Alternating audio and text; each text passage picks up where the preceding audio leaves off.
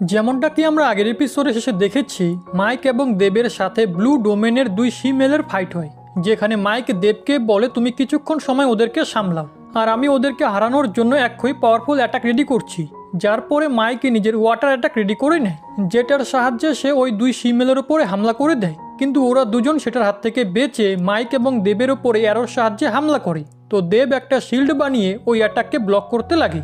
ওই সময় মাইক নিজের সমস্ত পাওয়ার ইউজ করে এক অনেক বড় ওয়াটার বল ক্রিয়েট করে, আর সেটার সাহায্যে ওই দুই শিমেলকে আটক করে নেয়। তার সাথে সাথে মাইক ওই ওয়াটার বলের মধ্যে কিছু ছোট ছোট বমও ফিট করে দেয়। এখন এসব কিছু দেখে ওরা দুজন কিচ্ছু বুঝতে পারে না। তখনই মাইক ওই সমস্ত বমকে ব্লাস্ট করে দেয়, যার কারণে ওরা দুজন ইনজোর্ড হয়ে নিচে এসে পড়ে। দেন দেব দ্রুত ওদের কাছে গিয়ে ওদের গলায় নিজের তলোয়ার পয়েন্ট করে। এখন এটা দেখে ওখানে থাকা সবাই একদম অবাক হয়ে যায়, কারণ ওরা বুঝতে পারে না যে মাইক এবং দেব 7th লেভেলের কাল্টিভেটরকে কিভাবে হারিয়ে দিল। যার পরে হোস্ট এরিনায় এসে মাইক এবং দেবকে উইনার ঘোষণা করে দেয়।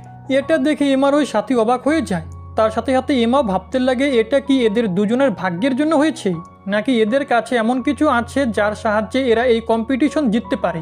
এরপরে মাইক এবং দেব নিজেদের অপোনেন্টের কাছে যায়, যেখানে ওই দুই শিমেল ওদের টিম ওয়ার্ক এবং মাইকের লাস্ট অ্যাটাকের প্রশংসা করে। যেটা শুনে মাইকে বলে আমি তো এখনো পর্যন্ত নিজের সমস্ত অ্যাটাক সই করিনি।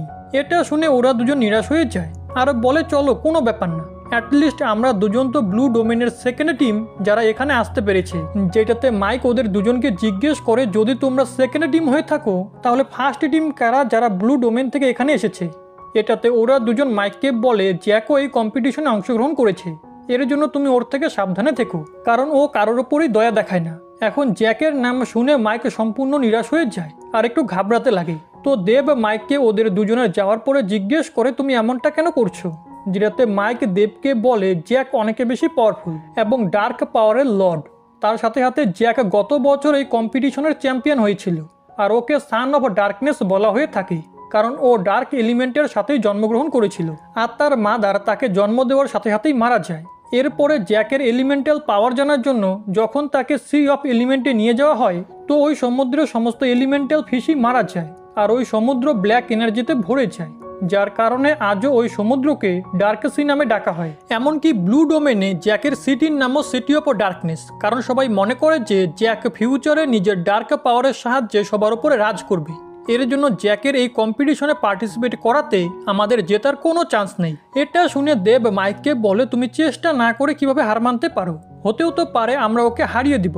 যেটাতে মাইক দেবকে বলে তুমি এমনটা এর জন্য বলছো কারণ তুমি জ্যাকে কখনো দেখোনি, আর ওর পাওয়ারের বিষয়েও তোমার কোনো ধারণাই নেই। এটা শুনে দেব মাইককে বলে আমি এই বিষয়ে জানতেও চাই না, কারণ আমি ওকে হারানোর নিজের সম্পূর্ণ চেষ্টা করব, কারণ পুরনো সময় আমাদের সিটিকে গবলিন ক্ল্যান কবজা করে নিয়েছিল, কিন্তু আমাদের এনসিস্টাররা হার মানেনি, যার কারণে আজকে আমরা মুক্ত। এর জন্য যদি আমাদের এনসিস্টাররা গবলিনদের হারাতে পারে তাহলে আমি জ্যাককেও হারিয়ে দেখাবো। এরপরে দেব মাইককে বলে তুমি কি জ্যাককে ভয় পাচ্ছ নাকি, যেটাতে মাইক রেগে বলে আমি কাউকে ভয় পাই না। তো দেব তাকে বলে আমাকে এটা প্রমাণ করে দেখিও। এরপরে মাইক পুরো রাত দেবের সাথে বসে মেডিটেশন করে, আর একটুকু না ঘুমিয়ে পরের দিন সকালে ফিজিক্যাল ট্রেনিং করা স্টার্ট করে দেয়, কারণ তার নিজেকে স্ট্রং বানানোর ছিল। তো দেব মাইকের এরকম হার্ডওয়ার্ক দেখে অনেক বেশি খুশি হয়ে যায়, আর ওর সাথে মিলে ট্রেনিং করতে লাগে, যেখানে এমনটা করতে করতে এক সপ্তাহ কেটে যায়। পরের দিন সকালে মাইক এবং দেব হোলি সিটিতে যায়, কারণ আজকে ওদের আরও একটি রাউন্ড ছিল।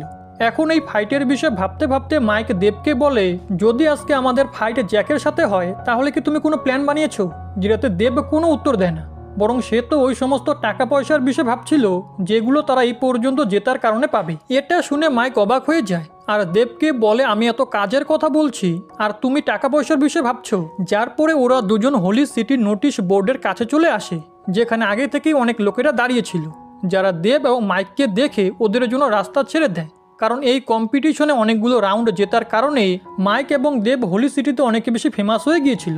যার পরে দেব এবং মাইক ওই নোটিশ বোর্ডকে দেখে, যেখানে দেবের পিকচার দেখে মাইকে জোরে জোরে হাসতে লাগে, কারণ সেটা খুবই অদ্ভুত ছিল। কিন্তু ওই সময় বাকি লোকেরা মাইকের ছবি দেখে তার উপরে হাসতে লাগে, কারণ সেটা দেবের থেকেও বেকার ছিল।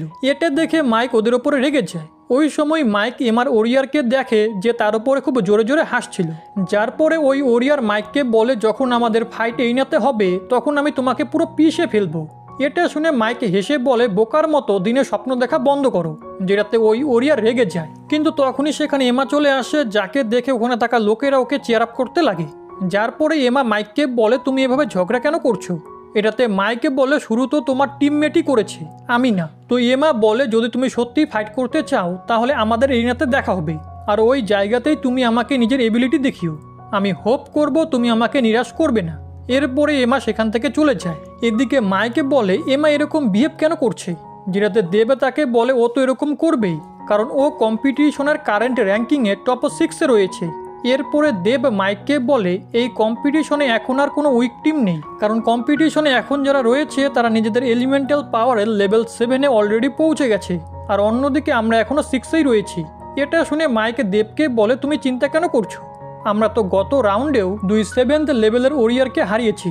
তার ওপরে যদি আমাদের সাক্ষাৎ প্রথম ফাইটে জ্যাকের সাথে না হয় তাহলে আমরা এই রাউন্ডকেও ক্লিয়ার করে ফেলবো। ওই সময় আকাশ পুরো কালো হয়ে যায়, যার জন্য ওখানে থাকা সাধারণ লোকেরা বাতাসে অক্সিজেনের কমতির কারণে নিচে পড়ে যেতে লাগে, কারণ ওই জায়গায় জ্যাক চলে এসেছিল। তখনই ওই ওরিয়ার জ্যাককে দেখার জন্য ওপরের দিকে তাকায়, তো জ্যাকের টিমমেট তার দিকে রেগে দেখে, যেটাতে ওই ওরিয়ার ঘাবড়ে গিয়ে নিজের চোখও সরিয়ে নেয়। এরপরে জ্যাক সোজা মাইকের কাছে চলে আসে, কারণ জ্যাকও ব্লু ডোমেন থেকে ছিল, আর সে মাইককে আগে থেকেই চিনত। যার পরে জ্যাক মাইককে তার আগের রাউন্ডে জেতার জন্য কংগ্রাচুলেশন জানায়, যেটাতে মাইকও তাকে থ্যাংক ইউ বলে দেবের সাথে ইন্ট্রোডাকশন করায়। এরপরে জ্যাক মাইককে বলে, যদি তুমি এই কম্পিটিশনে এসে থাকো তাহলে নিশ্চয়ই তুমি এটাতে জিততে চাও। যেটাতে মাইকে বলে, তুমি থাকতে এই কম্পিটিশনে আমি কিভাবে জিতবো? তো জ্যাক তাকে বলে, এই দুনিয়ায় সবার নিজের উপরে ভরসা রাখা উচিত। যদি তোমার নিজের উপরই ভরসা না থাকে তাহলে তো তুমি আমার সাথে ঠিকমতো ফাইটই করতে পারবে না। এটা শুনে মাইকে গভীর চিন্তায় পড়ে যায়। তো জ্যাক তাকে বলে, তোমার হয়তো মনে হয় আমি ইয়ং জেনারেশনে সবথেকে বেশি পাওয়ারফুল, কিন্তু এমনটা নয়, কারণ আমার ওপরেও একটা পার্সন রয়েছে যে খুবই স্ট্রং, আর তার পাওয়ারের কল্পনা করাও মুশকিল। এটা শুনে দেব চমকে যায়। যার পরে দেব মাইককে বলে, ওই পার্সন আমার আইডল, আর আমি ওর থেকেও বেশি পাওয়ারফুল হতে চাই। এর জন্য তোমারও নিজেকে দুর্বল না ভেবে মনে সাহস জুগিয়ে সবার মোকাবিলা করা উচিত। এরপরে জ্যাক ওখান থেকে যেতে লাগে। এদিকে দেব মাইককে বলে, জ্যাক একদম ঠিকই বলেছে, যদি তুমি ওকে নিজের আইডল মনে করো তাহলে তোমার ওকে হারাতেই হবে। এটা শুনে মাইকও সবকিছু বুঝতে পেরে যায়। ওই সময় সেখানে কম্পিটিশনের হোস্ট চলে আসে, যে সমস্ত ক্যান্ডিডেটকে সেখানে ডেকে পরের রাউন্ডের ফার্স্ট ফাইটের টিমকে চুজ করার জন্য একটা মেশিনের উপরে এনার্জি দেয়। যার পরে ওই মেশিন র্যান্ডমলি ফার্স্ট ফাইটের জন্য এমা এবং জ্যাকের টিমকে সিলেক্ট করে। এখন এটা দেখে মাইকে বলে, এখন আমার ওই ওরিয়ারকে মার খেতে দেখে খুব মজা লাগবে। যেটাতে দেবতাকে বলে, আমরা এমার বিষয়ে বেশি কিছু জানি না, এর জন্য ওর বিষয়ে কথা বলাও আমাদের ঠিক হবে না। এটা শুনে ওখানে থাকা এক কাপল দেবকে এমার বিষয়ে বলে, কারণ ওরা দুজন এমার সিটি থেকেই বিলং করতো। এরপরে ওরা দেবকে বলে, এমা সিটির টপ 3 ফ্যামিলির মেম্বার, তার সাথে সাথে ও একটা সাধবী, যার কারণে ও কখনোই বিয়ে করতে পারবে না। আর সাধবীকে শুরু থেকে ট্রেনিং দেওয়া হয়, কারণ ওদের ব্লাড খুবই পিওর হয়ে থাকে। তার ওপরে এমা তো খুবই বিউটিফুল, যে নিজের সম্পূর্ণ লাইফকে পাওয়ার হাসিল করার জন্য ডেডিকেট করে দিয়েছে। এটা শুনে দেব বুঝতে পেরে যায় এই সমস্ত জিনিসের কারণে সবাই এমাকে এত পছন্দ করে। যার পরে ফাইট স্টার্ট হয়ে যায়, যেখানে লুকা এবং বাকি ভিউয়ার্সরা চলে এসেছিল।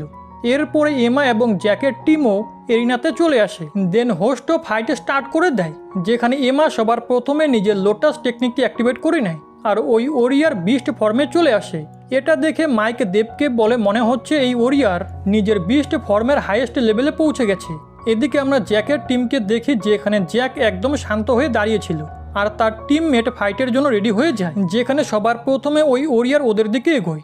এটা দেখে জ্যাকের টিমমেট ওই ওরিয়ারের উপরে ফায়ার অ্যাটাক করে, কিন্তু এমা নিজের লোটাস টেকনিকের সাহায্যে ওই ওরিয়ারকে সেখান থেকে গায়েব করে জ্যাকের কাছে টেলিপোর্ট করে দেয়।